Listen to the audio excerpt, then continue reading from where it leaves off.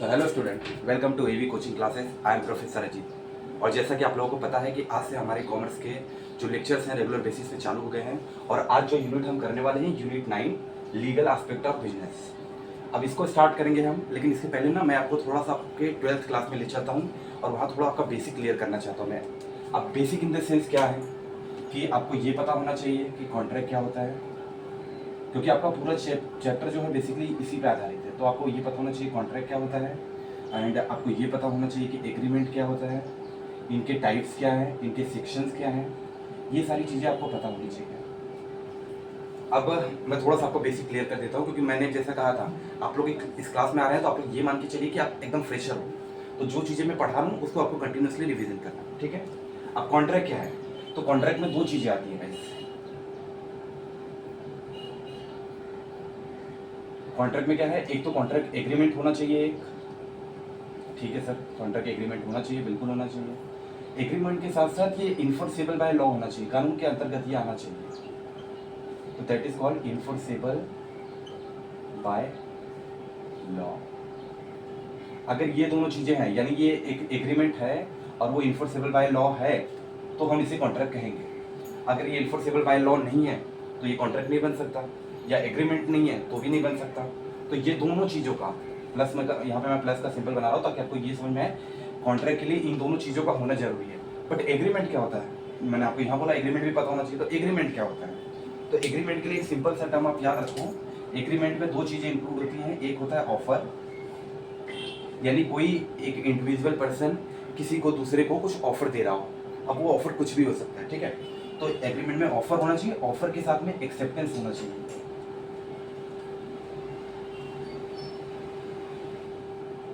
जब कोई व्यक्ति किसी को कुछ ऑफर करता है और दूसरा व्यक्ति उसी समय उसे एक्सेप्ट करता है तो ये बन जाता है एग्रीमेंट। और वही एग्रीमेंट जब कानून के अंतर्गत लीगल होता है, इन्फोर्सेबल बाय लॉ होता है, कानून के अंदर आता है, और तो उसे हम कहते हैं कॉन्ट्रैक्ट। तो आपको ये चीज़ याद रखनी है कि every contract is an agreement. हर कॉन्ट्रैक्ट एग्रीमेंट है, but every agreement is not necessary कि वो कॉन्ट्रैक्ट हो ही।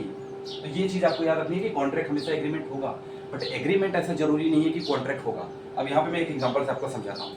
फॉर एग्जांपल आप घर पे हैं और आपकी मम्मी ने आपको चाय ऑफर किया कि बेटा आप चाय पियोगे। तो ये क्या है बेसिकली, यहाँ पे आपकी मम्मी ने आपको कुछ चीज़ें ऑफर की, चाय ऑफर किया और एक्सेप्टेंस, आपने बोला ठीक है मम्मी दे दीजिए, आपने चाय लेके पी लिया। बाई चांस उन्होंने आपको बोला बेटा चाय पियोगे और उन्होंने आपको चाय नहीं दी, तो क्या आप कानून के अंतर्गत हो, ये कोई कानून के अंदर इन्फोर्सेबल बाय लॉ है? नहीं है ना। ये तो एक नॉर्मल सा एग्रीमेंट है ना, जहाँ पे किसी ने कुछ आपको स्पेसिफिक चीज ऑफर की है, आपने उसको एक्सेप्ट कर लिया है, that is agreement.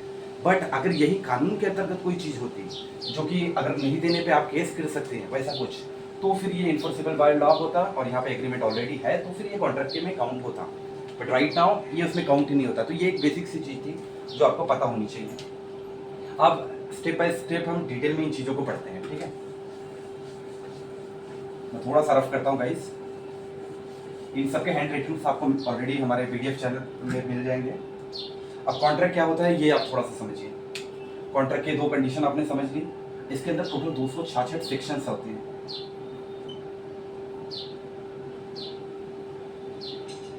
In 266 section के बारे में मैं अभी आपको एक्सप्लेन करूंगा।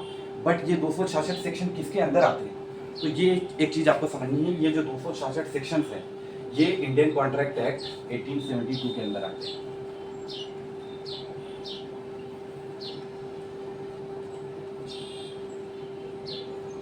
इंडियन कॉन्ट्रैक्ट एक्ट 1872 के अंतर्गत 266 सेक्शंस आते हैं जो बिलोंग करते हैं कॉन्ट्रैक्ट से। अब उनका विभाजन किस तरीके से है वो भी चीज आप देख लो।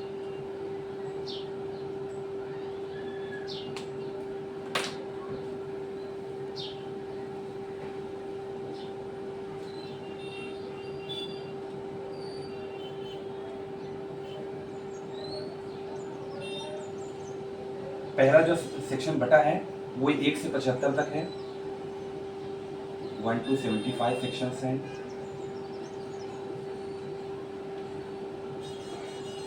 फिर 76 to 123 सेक्शंस हैं, 124 to 238 तक है, 124 से 238 तक है, and at the end 239 to 266। अब ये सब कुछ अलग अलग में है। जैसे इसकी अगर मैं बात करूं तो ये जनरल ऑफ कॉन्ट्रैक्ट की बात करता है, जिसके अंदर आपका लॉ भी आ जाता है। तो 1 से 75 तक के जो सेक्शन है वो जनरल ऑफ कॉन्ट्रैक्ट के अंदर आने की बात करते हैं। इसी तरीके से ये प्रिंसिपल के बारे में बात करता है,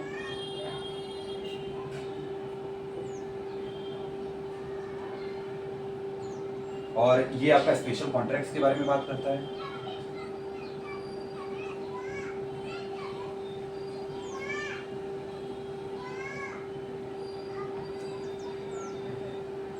और ये रूल्स के बारे में बात करता है। तो आप ये समझ रहे हैं कि कॉन्ट्रैक्ट आपका इंडियन कॉन्ट्रैक्ट एक्ट 1872 के अंदर आता है। टोटल इसमें 266 सेक्शंस हैं, और जिसमें 1 से 75 तक के जो आपके सेक्शंस हैं वो जनरल और कॉन्ट्रैक्ट के लॉ के बारे में बात करते हैं।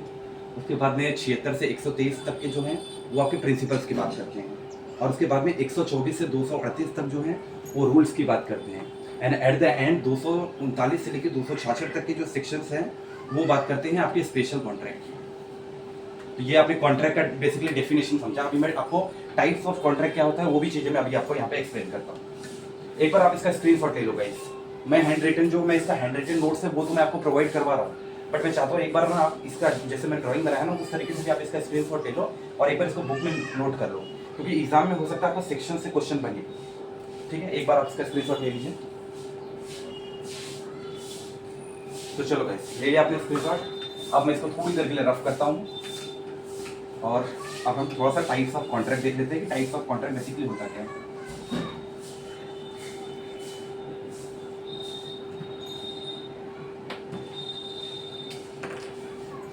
चलिए, तो टाइप्स ऑफ कॉन्ट्रैक्ट में हम पहला करते हैं वैलिड कॉन्ट्रैक्ट। Valid contract. अब ये वैलिड कॉन्ट्रैक्ट क्या होता है, तो ये चीज़ आप समझो। वैलिड कॉन्ट्रैक्ट में जैसे मैंने बताया, agreement which is enforceable by law.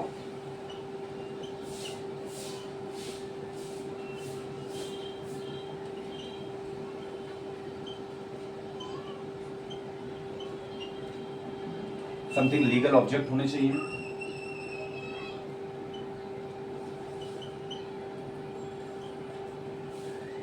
Consideration होना चाहिए, यानी आप कुछ चीजें दे रहे हो तो बदले में आप कुछ रिटर्न भी वहां से ले रहे हो, तो कंसिडरेशन होना चाहिए।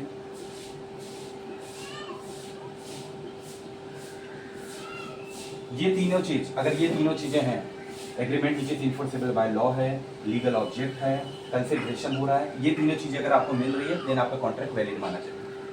इन तीनों में से अगर कोई भी चीजें नहीं मिल रही है तो फिर आते हैं हम दूसरे टाइप पे जो कि है वॉइड।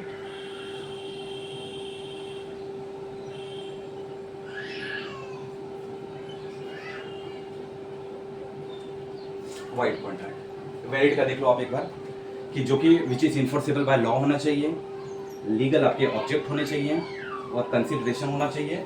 ये तीनों अगर हैं तो ये वैलिड कॉन्ट्रैक्ट है, और तीनों नहीं है तो ये क्या बन जाता है, वॉइड कॉन्ट्रैक्ट। वॉइड कॉन्ट्रैक्ट एक तरीके से हम ये भी बोल सकते हैं कि ये कॉन्ट्रैक्ट स्टार्टिंग में लीगल ऑब्जेक्ट था, मतलब जब ये चालू हुआ तो ये वैलिड कॉन्ट्रैक्ट था, लेकिन आफ्टर द पीरियड कुछ समय बाद या तो कुछ कंडीशन उसमें कैंसिल कर दी गई, या सामने पार्टी बैड डेट्स हो गया, या किन्हीं अन्य अदर कारणों से ये कॉन्ट्रैक्ट को कैंसिल कर दिया गया, तो ये हो गया वॉइड कॉन्ट्रैक्ट। इसी से मिलता जुलता एक है वॉइडेबल कॉन्ट्रैक्ट, और बेसिकली इसी में स्टूडेंट को ज़्यादातर कंफ्यूजन होता है, तो ये भी मैं आपको दिखा देता हूँ।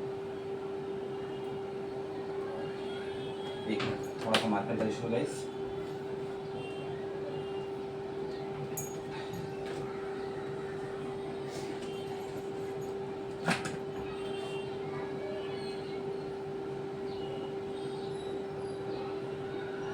ये हो गया आपका वॉइडेबल।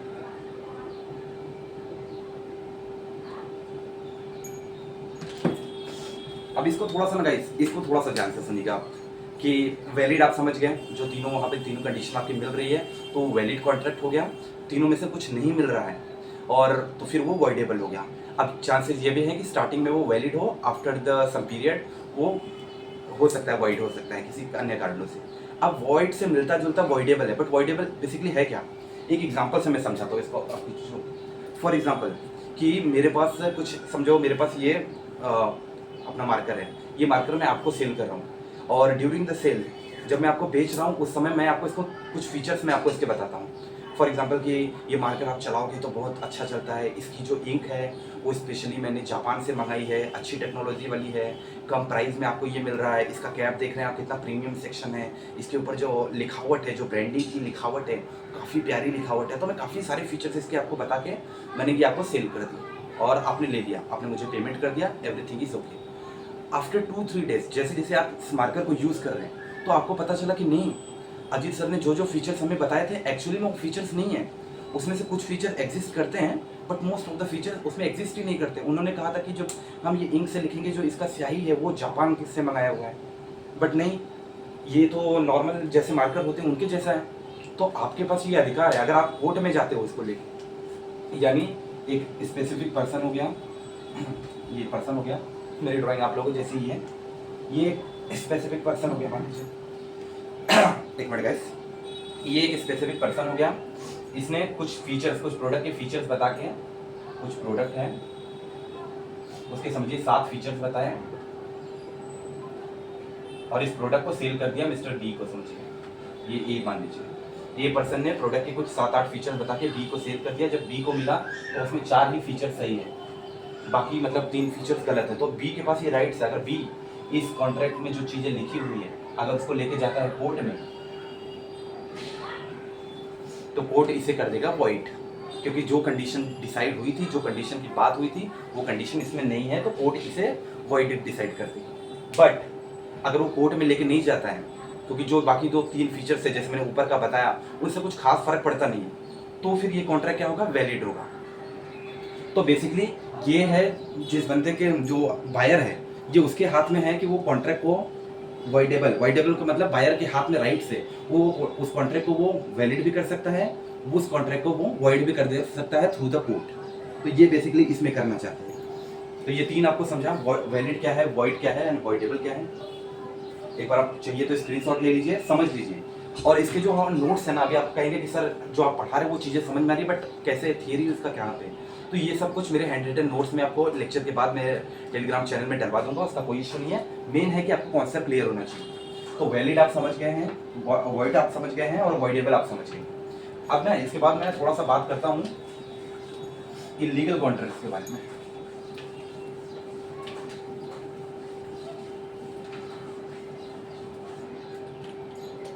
अभी तक मैंने आपको क्या क्या बता दिया गाइस,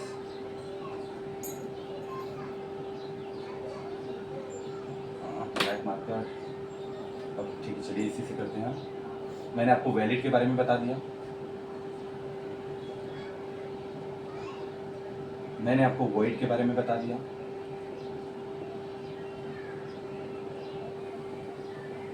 एंड लेटर ऑन मैंने आपको वॉइडेबल के बारे में बता दिया।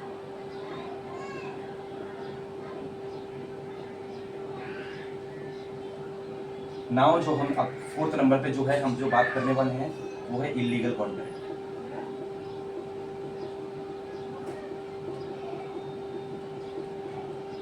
इसमें कुछ खास नहीं है, इसमें खाली आपको इतना समझना है कि वो हर चीज़ जो लॉ को हम कह सकते हैं ना कि जो लॉ के द्वारा, जो संविधान के द्वारा जो प्रिंसिपल बनाए गए हैं ह्यूमन राइट्स रिलेटेड या फिर ऐसी कोई चीज़ कॉन्ट्रैक्ट में लिखी हुई है जिसके थ्रू कोई इलीगल चीज़ होती है जो कि कानून के अगेंस्ट है, कानून में जो चीज़ें लिखी गई है टोटली उसके अगेंस्ट में वो चीज़ें हो रही है, तो वो सारी चीज़ें यहाँ पे इलीगल कॉन्ट्रैक्ट में आ जाती हैं। अब ऐसा नहीं हो सकता ना कि आप कॉन्ट्रैक्ट कर रहे हैं कि इतना गन आप मुझे गन या फिर बम हम कह सकते हैं कि आपको मुझे ट्रांसफ़र कीजिए, उन्होंने नहीं दिया तो हम कोर्ट में चले जाएंगे, ये सब कॉन्ट्रैक्ट ही इलीगल है। तो बेसिकली यहाँ पे आ गया इलीगल कॉन्ट्रैक्ट। इसके बाद में एक आपका आता है एक्सप्रेस कॉन्ट्रैक्ट।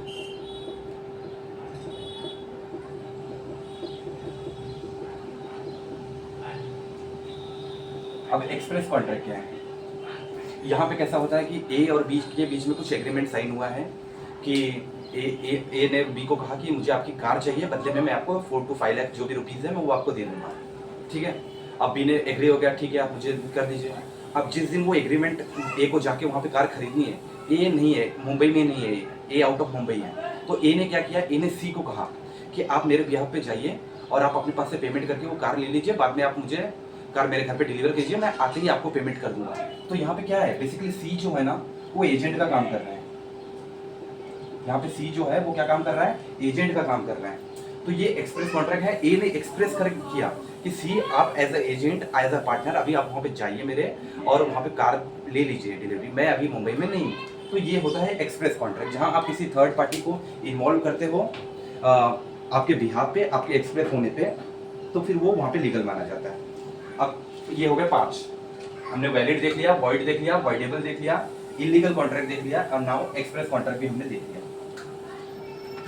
अब इसी से रिलेटेड हम एक देखते हैं एक्सक्यूटरी।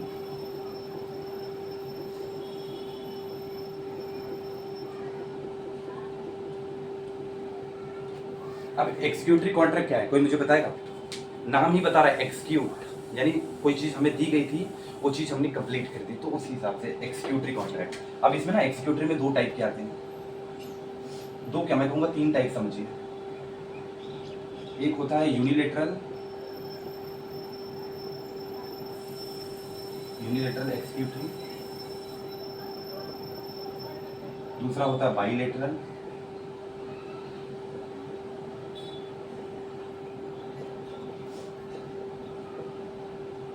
और एक होता है एक्सक्यूटेड।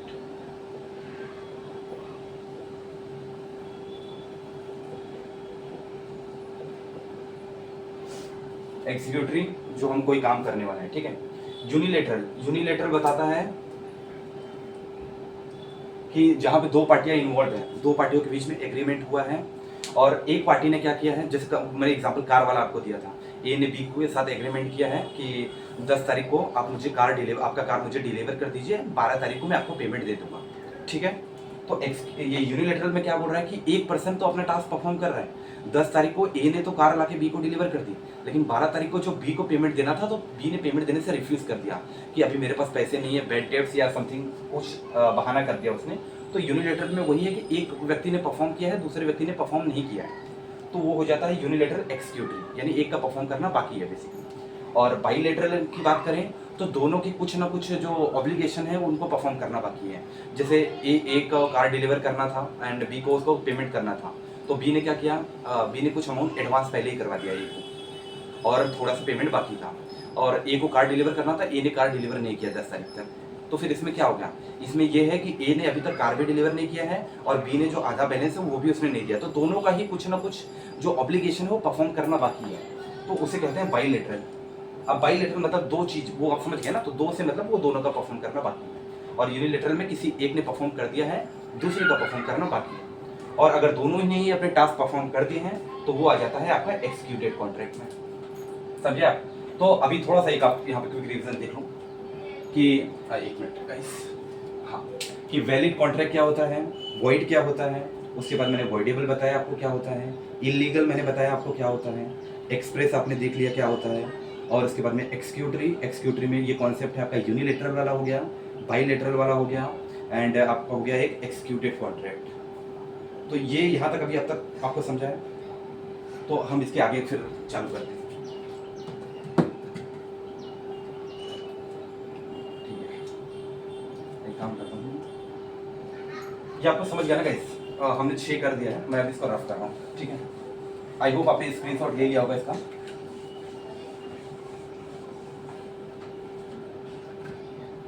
अब 7 नंबर वाला, यहाँ पे आपका आता है इम्प्लाइड। ये दोनों कॉन्ट्रैक्ट आपने जो कराऊंगा ना, ये काफी इंपॉर्टेंट है एग्जाम पॉइंट ऑफ व्यू से।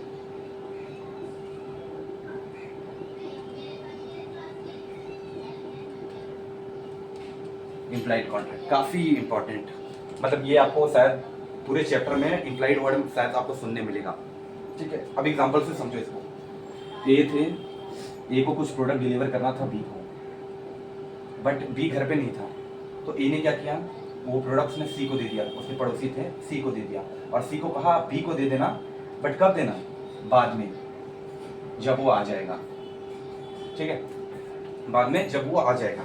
तो यहाँ पे क्या हो गया, ए ने सी को दे दिया, नाउ सी भी कॉन्ट्रैक्ट में आ गया, ये होता है इम्प्लाइड कॉन्ट्रैक्ट। इंटेंशनली नहीं था, इंटेंशन नहीं था सी को वहां लाना, बट सी आ गया इस कॉन्ट्रैक्ट में, और नाउ अब सी की रिस्पॉन्सिबिलिटी ये है कि बी के आने पर वो उसे आप प्रोडक्ट डिलीवर करें। अगर वो प्रोडक्ट नहीं डिलीवर करता है देन इसके अगेंस्ट भी लीगल एक्शन लिया जा सकता है। यही कहता है आपका इम्प्लाइड कॉन्ट्रैक्ट। तो ये याद रखिए, इंटेंशन नहीं था, बाई चांस वो उसमें इन्वॉल्व हो गए, that was called implied contract. और इसी से मिलता जुलता था एक्सप्रेस।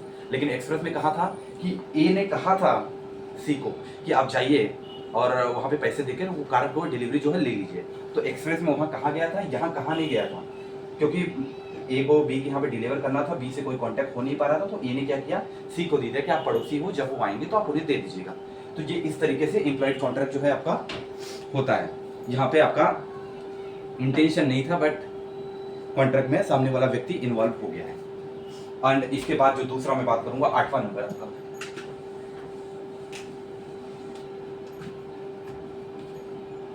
ये है आपका क्वाजी कॉन्ट्रैक्ट। 8वें नंबर पे आ गया आपका क्वाजी कॉन्ट्रैक्ट आ गया। अब क्वाजी कॉन्ट्रैक्ट में क्या है कि आपका ये इम्प्लाइड हो गया 7वां और 8वां क्वाजी कॉन्ट्रैक्ट। अब क्वाजी कॉन्ट्रैक्ट में क्या होता है चीजें, क्वाजी कॉन्ट्रैक्ट में ये है कि यहाँ पे भी बेसिकली इम्प्लाइड कॉन्ट्रैक्ट जैसा ही उसी का पार्ट हम कह सकते हैं quasi contract. But quasi contract में सबसे मेन चीज है कि यहाँ पे गुड्स का लॉस्ट होना जरूरी है, यानी कोई गुड्स आपका गुम गया है। ए की कोई गुड्स थी जो कि गुम गए हैं, वो बाई चांस वो गुड्स मिल गया बी को, समझिए इसका मोबाइल ए का गुम गया था एंड बी को मिल गया। नाउ बी की रिस्पॉन्सिबिलिटी है कि वो ए को उसका प्रोडक्ट लाकर दे, एंड ये लीगली बाउंड है इस चीज के लिए, दैट्स कॉल्ड क्वाजी कॉन्ट्रैक्ट। और अगर वो बाई चांस नहीं देता है तो ए के पास ये राइट्स है कि ए उसके अगेंस्ट में केस फाइल कर सकता है। एंड इसके भी बी के भी कुछ राइट्स होते हैं। अब मैं थोड़ा सा वो राइट्स आपको एक्सप्लेन करता हूँ कि वो राइट्स क्या होते हैं, ठीक है। अब यहाँ पे बी के राइट्स क्या होते हैं, अगर बी को कुछ ऐसी गुड्स मिलती है जो पेरिशेबल इन नेचर है, यानी वो जल्द ही खराब हो सकती है, तो ऐसे केस में बी को क्या करना है, बी को अपना थोड़ा सा इनिशिएटिव लेना है कि गुड्स का ओनर कौन है उसे फाइंड करने के लिए। एंड इन केस ओनर नहीं मिलता है तो बी के पास ये राइट्स है कि बी उस गुड्स को सेल कर दे, जस्ट बिकॉज ये पेरिशेबल इन नेचर है, ये जल्द ही खराब हो जाएगी, तो बी उस प्रोडक्ट को सेल कर देगा। एंड उससे जो पैसे मिलेंगे वो पैसे अपने पास रखेगा। व्हेन ए ओनर जो एक्चुअल ओनर है वो जब उसे मिल जाएगा तो बी जो है उसे वो पैसे रिटर्न कर देगा। तो ये बी के राइट्स हैं। इसके अलावा बी का ये भी है कि बी थोड़ा सा इनिशिएटिव जरूर लेगा उस प्रोडक्ट को सामने वाले तक पहुंचाने के लिए, बट अगर नहीं होता है तो बी चुपचाप उसे जाके पुलिस स्टेशन में भी करा सकता है। पुलिस स्टेशन में जाके वो चुपचाप जमा कर दे एंड वो इससे फ्री हो जाए।